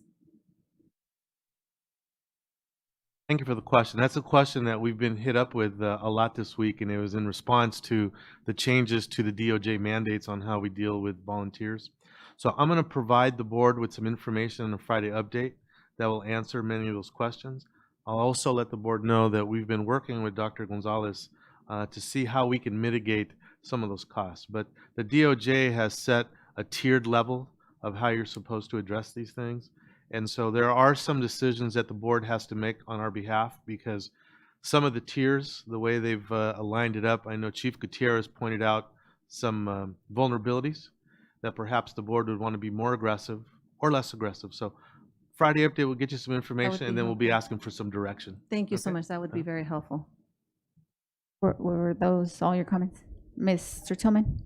Along those same lines, so, because I've had people call me, so is the TB test new also? Tuberculosis? It is. So the tuberculosis test is new and the background check is new? Depending on what tier. And what was the third thing? Mandated reporting. And then you have to take the mandated reporting class. That's new also. And is that for a parent just to go on a field trip? So actually, yes. So they've created tiers. So 16, I don't want to get into details, but 16 hours and less in a given week. you don't have to do 2 of those steps. What are the 2 you don't have to do? I think it's the, John, correct me, the TB, or I don't have it in front of me. The mandated reporting, yeah. And you can raptor in, yeah. But field trips, the one-time field trips, I know you had asked me about that. One day field trip actually would be tier 2, where they would have to do all 3. The background check, Fingerprint, TB, and the and mandatory mandated training. report, yeah, based on these tiers. And how long does it take to do the training for the mandatory reporter? It's a webinar. It's like 40 minute, 30 minutes. Does it cost money? No, we're going to absorb that cost. But the certificate that you would get, that they charge you $10 for that. And for the TB test? That varies based on where they go. And then the background check? That varies where you go, 65 to 85, depending on where you went. So as it was mentioned, it could be over $100, and it could be difficult for some parents. What are we looking at doing? Well, I'm going to give you some suggestions. We have some ideas that we can help mitigate some of those I costs. think that's terrible. Yeah. You got to pay $100 to go to your kid's school? And it's all DOJ responses to, a lot of the issues that have happened in public education, unfortunately. Thank you. Forgive me, Dr. White. I'm going to jump to Mrs. Alexander because her light was on, and I'll come back to you. I apologize. Ms. Alexander. Okay, I'll be effective. So just a couple items. First and foremost, I know we've had a lot of activity this past 3 weeks. So just kudos to the staff and all of the teachers and parent volunteers that have been volunteering just for all your great work. I wanted to see if there is a list, and maybe it's by school site or something we can provide for those parents who are interested in getting involved, because there's parent groups out there, and I'm not sure if every parent knows that they have a parent group that they can be a part of or how they can get involved, in addition to being a volunteer for going on field trips. But we have APAC, we have DLAC, I know we have the Pacific Islander. There's several other ways that parents can get involved, but I don't know if they know by school site. And if there isn't maybe an organization at their school site, how to start one. I just think that, we need to seize that opportunity. The other one is in reference to EXL. So I've received a few calls in which maybe other board members have as well. Can we get clarity on our EXL programs? How are they, assigned or put at different school sites? Because I believe that there were some changes this school year. Also with tutorial services, I'm not really clear about how we select what for each school site. I've heard different ways. I know there's a process. So just as long as we can get the message out there in terms of how our EXL sites selected, and when an organization is told that they cannot be at that school site, what is that process? How do we communicate that to the vendor? Is there a process around that? Like, do we give them a 30-day notification, or, how do we go about communicating? And I would just like to also say thank you to Mary Ellen and Michael. The Northwest PAC Neighborhood Association invited us out to come speak to them. So thank you to the Neighborhood Association. We had an opportunity to just meet different neighbors and let them know what we're doing in the district and all the great things we're doing. So that's it. Thank you. Awesome. Dr. Wyatt? Thank you, Madam President. I'll say congratulations to San Diego Little League. They won a SoCal championship right here at our Western Regional Stadium. And I always want to comment and say I hope that we could somehow partner more at a higher level with the Western Regional Finals, because it's such a great event. And boy, they had a sellout crowd, it looked like, on TV. I wanted to go, but I didn't get to go because the same night we had our San Bernardino High School water polo ring ceremony for the girls winning the CIF Division 5 championship and the Southern championship. So that was a pretty cool event. Got to watch them get their rings. Jamie had one on tonight, if you didn't see it on him. So wonderful event for our young ladies to honor them. And then I want to say thank you to our San Bernardino High School Air Force JROTC color guard. They came and they did the color guard, the presentation of the colors for the national anthem at the Filipino American Association San Bernardino County induction of their officers. So always good to see them there. Yeah, I was kind of surprised. I think it's a gentleman's name, I think Romeo, I believe. Romeo over at San Bernardino High School. He's the commander of the color guard, and I didn't know, I guess he's Filipino as well. So it was good to see him there and the kids. And I'll be honest, they were standing at attention. If you're kind of familiar, this is a joke, so don't take it. With Filipino time, we started very late. And they were standing there the whole time. It seemed like probably for about an hour at attention, waiting to do the national anthem. And I said, we need to speed this up, guys, because these kids have been waiting here all night and doing a heck of a job. But they didn't flinch at all. I went to go talk to them and say hi, and they didn't come out of being at attention. I was like, oh, wow, you guys are doing a great job, taking it very seriously. But looked sharp, presented well, and just always proud of our students when we see them in action, regardless of what it is, right? But they're at our biggest event of the year for the Filipino Association San Bernardino County, and San Bernardino, again, being on the map, and it was over in Rancho Cucamonga. I'll just say that as well. Thank you. Thank you, Dr. Wyatt. Mr. Santos? Thank you, Madam President.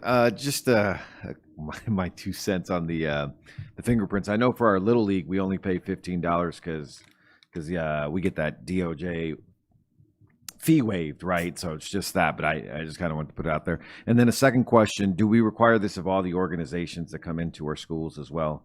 You can put it in the Friday update. And then back to school night, for middle schools on Thursday? I still have had the privilege to go to elementary school back to school night. I got a couple more years of that. Middle school's this Thursday, and I went to Cajon's back to school night last Thursday. I love the way our district does them. Thursday. We know when back to school night. If someone who has kids at every level still, that is an awesome thing to be able to go to. I like going to our back to school night. I have a senior at Cajon. I know they have senior night. I think it's next Tuesday. And so it'll be my third senior night. So third one and then 3 to go. But yeah, back to school night for middle school on Thursday. Awesome. Thank you, Mr. Santos. Ms. Aviles Grande? Okay, thank you. I just, thank you, Mr. Tillman, for all the information. I'm always learning everything from you. It makes me feel like the first day of school, but it's a good feeling. I love school. I just want to say thank you to Monterey School. That was my first time out there, and I don't remember when, they had their backpack giveaway.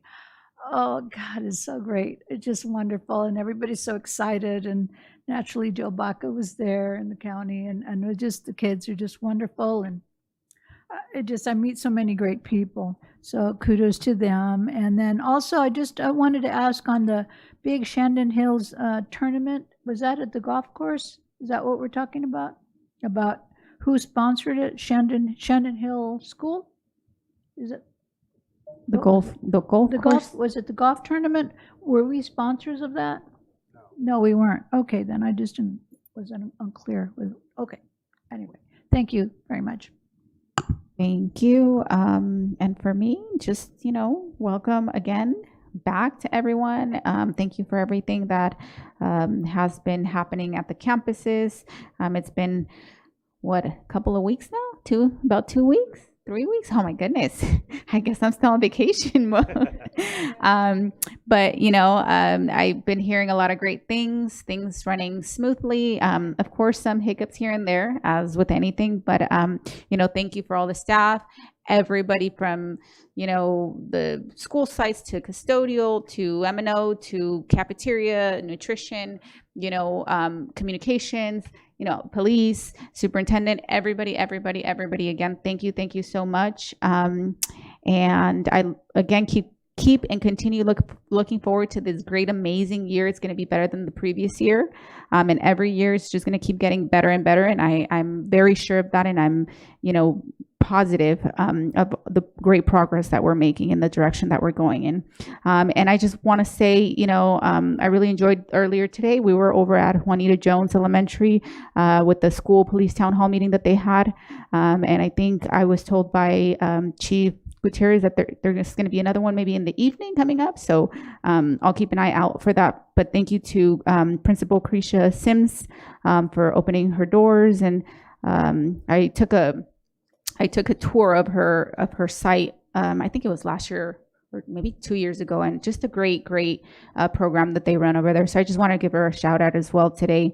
But that's pretty much my 2 cents. Again, thank you everyone, and I'll go ahead and pass it over to Superintendent Arellano. Thank you, President Ceballos.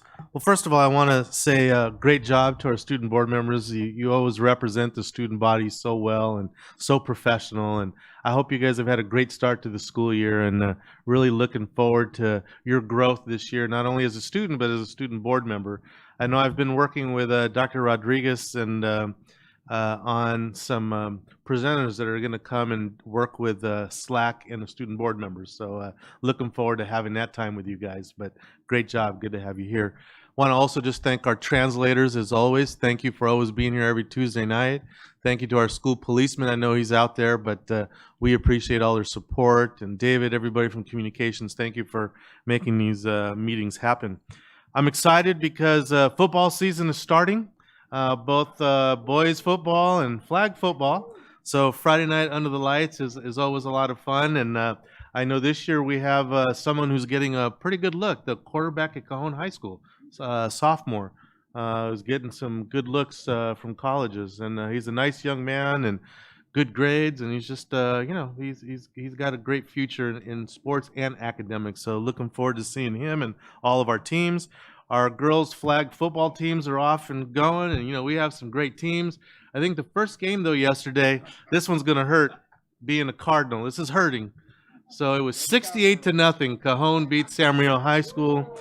So congratulations to the Cajon girls and Jeff Imbriani as the coach, but that one hurt. That one hurt. But our Cardinals will get better. They will get better. So just a few things to celebrate tonight. Board, 3 years ago, we all made a commitment that we wanted to increase our opportunities for our students to be involved in STEM learning, and that we didn't want it to be a magnet program, but we wanted it to be something that all of our kids. And, we're excited to report that over the last 3 years, we've added, I think, almost 35 labs at the elementary level. A lot of them feeding into programs like Curtis and Indian Springs, and then goes into manufacturing CTE. But our teachers have also been developing their skills. And we are now continuing to be recognized as leaders in the STEM world. If you remember, just last year, I shared with you for the first time that UC Davis, the creators of the C-STEM program, which is mathematics and computer programming put together, we had our first Administrators of the Year and Teachers of the Year. Well, here we are, second year in a row. We have 3 amazing educators in San Bernardino being recognized as stellar implementers of C-STEM by UC Davis. So Candy Coffey is an excellent elementary teacher. Janice Gordon is the principal at Palm.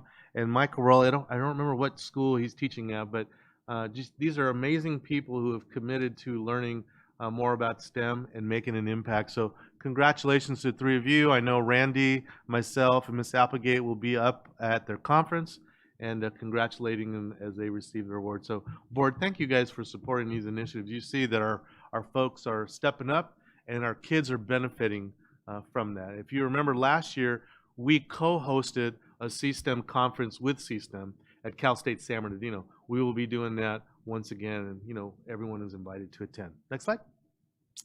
As President Ceballos mentioned, I want to thank Chief John Gutierrez and Principal Cretia Sims. In response from their community, our community wanted some information about the concerns they have about safety in the neighborhood as it relates to the prostitution that seems to be in the area. And so John did a great job talking about laws, rules, the coordination that he's doing with the City of San Bernardino Police Department, and just Cretia talking about all the awareness that she's doing with the parents and kids. I thought it was, mayor was there, representatives from Joe Baca, different offices were there. So it's a big topic. And President Ceballos was there. I appreciate your support there. It's always important for the board to be present, because if the community sees you there, then they know we're taking it serious. But it was a great moment. Just for the audience to know, there will be another one of these community forums, and it'll be done in the evening to accommodate our working parents. We will get that information out to everyone, so that anybody who wants to come, it'll be held at Jones Elementary. But again, Chief, thank thank you. And Principal Sims, thank you for your work today. Next slide. And I am proud to say that once again, the San Bernardino City Unified School District will be earning a CSBA Golden Bell Award. I guess I'm getting a little ahead of myself. So we are finalists, and so they still have to do the validation visit. But hey, pretty much that's in the bag. So, you know, congratulations to not only student services, but everybody across the district who have been working hard to create programs to help our academic program improve. And as was mentioned, you know, we've been really working hard. Our key performance indicators the last 3 years continue to point upwards. Still a lot of work to get to, but that means our systems are working. And some of these innovative programs that the board has supported are being recognized by our colleagues at the state level as something as innovative. And you have to show proof, metrics, that there has been improvement in either student academics, et cetera. So congratulations to student services, but to the school district for being a finalist. So I always get happy when I get on stage to collect the Golden Bell on behalf of the district. It's a great moment. So, all right, next slide. I am pleased to announce that we finally have our new Title VI Indian Education Program Specialist, started last week. And that is James Ramos Jr., the third. So it's not James Ramos, the elected official Jr., it's his son. And so we're very excited that Junior, as he's affectionately known, is joining us. I know Dr. Venkatesan, who is the director of secondary, has a timeline on how we're going to introduce James out to not only the community at large, but also to our Native American community. We have meetings already scheduled that we have each month, and so we're very excited to welcome him. And I know James Ramos, the dad, is very proud, but he'll also be, as he always been, continue to support our efforts to make sure that our Native American students have a sense of belonging, but they're succeeding and preparing for life. So congratulations, we're happy to have him on board. And I believe that's all I have tonight. San Bernardino still rolling. Thank you. Thank you. Thank you for that update. And we are moving on to 12.0 summary of board members' requests, 12.1 review of requests. Good evening, board. We have a few requests this evening. So the first was from Dr. Wyatt, and he asked for information on how many times in the past 15 years the board has gotten the 5% raise, and also supported the obtaining a legal opinion on the definition of the annual raise. Ms. Ceballos requested that the conversation be tabled and consensus was given. Ms. Medina asked if parent volunteers are required to do the live scan and who pays for it. Ms. Alexander requested that the district provide a list by school site of the volunteer and parent advisory groups. Ms. Alexander asked, as far as the EXL, how programs are selected to be at different sites, and then when an organization is not approved to be at a site, how is that communicated? And Mr. Santos asked if the fingerprint and background checks are required of all of the organizations that are on school campuses. And that is all I have. Thank you so much. To that request for the 15-year that Dr. White had requested, could you add to that same 15-year period, how many raises have we given to staff? Yeah, thank you. Okay. 13.0, meeting adjournment. Move to adjourn. Moved by Mr. Tillman, second by Mr. Santos. And we're done. Good night, everyone. Meeting adjourned.